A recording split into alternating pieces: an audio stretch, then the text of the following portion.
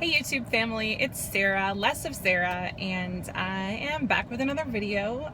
Didn't get one in last weekend, unfortunately, but I actually thought it would be better if I waited until this weekend, just because of the topic of my video. I'm actually just hanging out in the car. We are going to be leaving shortly to drive to Buffalo to see Ed Sheeran, so I'm super excited because he's like my favorite ginger in the world. I love Ed Sheeran. So yeah, that's exciting. This is actually not going to be a super long video for once, so, you know, enjoy, haters. So I wanted to talk about my little experiment that I'm doing. I decided that I wanted to change things up this month and do something a little different. So I'd started with keto at the beginning of the year and needed to make some adjustments to that. And, you know, along the way, I wasn't being super strict. So, you know, I was trying my best, but it wasn't like I was 100% on plan all the time. And I decided I wanted to try something a bit more restrictive, just as kind of a reset, try to see, I guess, what I could do, how I would feel. I've been having headaches lately and some other stuff, and I thought, you know what, let me just see if I make some changes, how I feel, how my body responds, if I have more energy, if I lose more weight. So I decided to do a 30-day sugar detox, and it might be less than 30 days, it might be more than 30 days, I don't know. I'm committed to basically doing it until the end of July. And I started last weekend. Not quite the 1st of July, but close enough. But we'll see. I thought I would make a video about it now because I thought making a video about it before I started would be pretty boring because there's not much to talk about. So now I can actually talk about my experience. But basically, this is a very restrictive sugar detox. So this is no added sugar, no sugar of any kind, no artificial sweetener of any kind, and not even any natural sweeteners. So not even honey or maple syrup or agave or any of that stuff. It's all those things are off the table, and then, so to speak. And then there's also no carbs, basically. Definitely no carbs from you know, your standard like pasta, bread, that sort of thing. So it's almost a gluten-free diet as well. Not that that's a thing for me, but it is just based on that. In a way, it's similar to the idea of doing Whole30, but this is actually more restrictive because there's not even any like quinoa or sweet potato or any of that. It is literally just meat, fish, seafood, vegetables, and fats, like animal fats. And you can technically have some nuts as well, but that's it. Drink-wise, your options are water, coffee, or tea. And it also does say you can have like 8 ounces of coconut water or kombucha once a day. I don't really like either of those. So yeah. So it is, it's pretty daunting, because the big thing for me is there's no dairy. And I love cheese. Like, cheese is my life. Y'all, cheese is where it's at. And to not eat cheese and not have cream in my coffee and all of that, that is a big deal for me. That's probably that, and the artificial sweeteners, that was the biggest thing that I was worried about. The rest of it is very similar to the way I've been eating, so that wasn't quite as bad. You know, obviously a bigger focus on whole foods, and not eating processed things and whatever. So I've been trying to do that. But yeah, I was afraid of the dairy, or the not dairy, I guess. So how did it go? This is day 1, 2, 3, 4, 5? Yeah, or 6, one or the other. It has gone surprisingly okay. I'm not going to say that I feel great quite yet. I did have the typical low carb flu symptoms. So I had headaches, low energy, just feeling off, all of that stuff. A lot of dizziness. I try and keep my salt intake up because Obviously, when you're taking in less food, more fluids, your electrolytes get all out of whack. It happens to me all the time. It happened to me when I started keto too. It actually went on for like 6 weeks. It was pretty ridiculous. So I'm doing my best to make sure I'm actually adding salt to everything, because I'm not really eating any processed food, so I'm not getting additional salt there. So yeah. So I feel okay. I don't have any cravings or anything like that per se, but I didn't actually have coffee for 4 days. 4 days, people. I feel sorry for my family and friends because 4 days.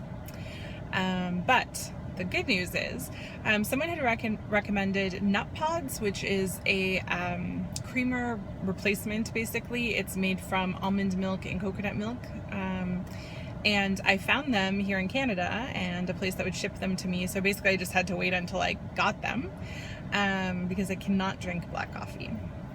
So the good news about those is they actually have flavored ones. They don't have any added sweetener or sugar of any kind. They make a French vanilla and a hazelnut. So far I've only tried the French vanilla. It was really good. They're very expensive. Whatever. It's worth it for now anyway. We'll see how the no dairy thing goes. Might extend that for a while, might not. I don't know. We'll talk about it at the end of July. I'm trying to stay on track with 100% as much as possible. That said, there's some challenges to that because I have to go away for work for 3 days. I'm going to Ohio for a trade show, and then I have another work event that actually I am sort of a part of, and it's difficult because our customers expect us to drink. It's one of those things. They expect us to drink and they will try and feed us alcohol, and they want you to take a shot with them and whatever. So that is difficult because there is also no alcohol on this plan, and by no, I mean 0 alcohol.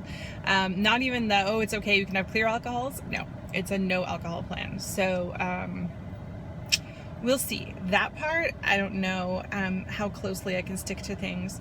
The only modification that I have made is that I am using a little bit of artificial sweetener at this point. I'm using like 1 Splenda in my coffee, which is normally like a 16-ounce coffee, and just because I really need it. And the other thing is I was having, I don't know, I may have talked about this in a very, very old video, but I have a really hard time with plain water. Like, I have a hard time getting plain water in. So I was trying to just do plain water because I'm really actually not a fan of like water with lemon or water with lime, which is basically your only options on this plan, or sparkling water is another thing I'm not a fan of. So I was trying to do plain water, and I was realizing like I was getting in, I don't know, like at work, maybe 16 ounces of water, and then maybe a little bit more when I got home. And after the 3rd day, like I was getting really dehydrated and I just could not get it in. So I started just putting a tiny bit of Crystal Light in my water, or either the like powder, so maybe like 1/3 of a packet, or the little like squeeze bottle. I would just put a little light squeeze in there just to give it a little bit of flavor so I could actually get it in. So the last couple of days that I've gotten in a lot more water, I'm doing a lot better. So I decided to weigh myself this morning, just out of sheer curiosity. Here's the thing. The last time I weighed myself, it was Tuesday of this week. Okay, and today is Sunday, so that's 5 days. On the weekend, knowing that I was going to start this very restrictive thing, and because it was Canada Day, and I went to a party and I went out, and I definitely indulged in things I wouldn't normally indulge in, sugary things, and I drank, and so the scale was up on Tuesday about 3 pounds. But I was like, well, that always happens when I drink, and then basically it goes away. I knew that wasn't a real like 3 pounds, but when I got on the scale this morning, I actually had to do it like 3 times because I didn't believe it. I'm actually, the scale shows more than an 8-pound loss from Tuesday to today, which is impossible. Basically, I have not clearly lost 8 actual pounds. So either I had a lot of water weight from drinking, or I don't know. But I mean, quite clearly, I have not actually lost 8 real pounds, but I'll take it anyway. So from that point of view, seems to be working. I would say the only challenge I'm having right now is I'm struggling with variety in my diet, and I'm struggling with getting enough calories in. This was also a problem when I started keto too. I'm struggling to get those calories in. A lot of days I'm under 1,000, which for me is really, at 4.5 years out and at my height and weight, it's a very small amount of calories.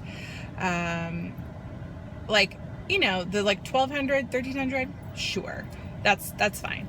But when I'm at like 700, 800, 900, not so good. So I'm trying to at least up my fats so I can at least get in a little bit more. But we'll see. Doing my best. So my very short video turned out to be like 11 minutes long. Go figure! Surprise! I will make sure that I make a video on the weekend just to update you guys on how this particular way of eating is going. Who knows, you know, I'm just experimenting. I'm at that point where I just like to see what happens. So I might discontinue doing it if I don't feel like it's making a difference. I mean, that would have to be a pretty extreme case because I'm pretty much committed to doing it till the end of the month. But I might continue into August a bit. I might not. Again, I'm away a lot in August. It will be very difficult for me to stick to. So I might have to do that kind of like, you know, that will be my plan when I'm at home, but maybe when I'm away, I'm going to have to be a bit more lenient. We'll see. But yeah, all in all, not as bad as I thought. So +1 for that. Hope you guys had a great week and have a great week coming up. Till then, see you later.